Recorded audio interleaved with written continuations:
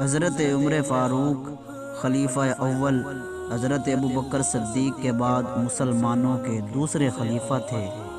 ان کے دور میں اسلامی مملکت 28 لاکھ مربع میل کے رقبے تک پھیل گئی تھی۔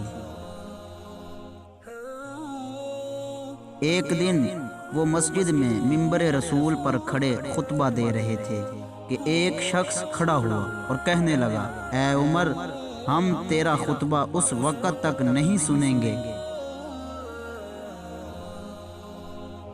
جب تک یہ نہ بتاؤ کہ یہ جو تم نے کپڑا پہنا ہوا ہے وہ زیادہ ہے، جبکہ بیت المال سے جو کپڑا ملا تھا وہ اس سے کم تھا۔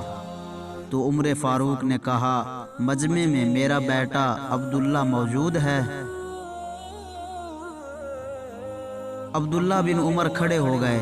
عمر فاروق نے کہا، بیٹا بتاؤ کہ تیرا باپ یہ کپڑا کہاں سے لایا ہے، ورنہ قسم ہے اس ذات کی جس کے قبضے میں میری جان ہے، میں قیامت تک اس منبر پر نہیں چڑھوں گا۔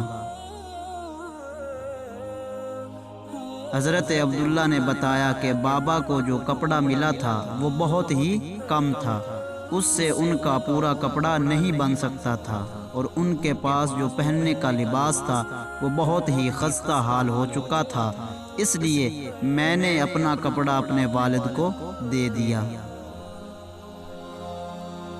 22 لاکھ مربع میل کا بادشاہ کندھے پر راشن رکھ کر بوڑھی عورت کے گھر پہنچا رہا تھا اور کہہ رہا تھا، اللہ پاک سے میری شکایت نہ کرنا۔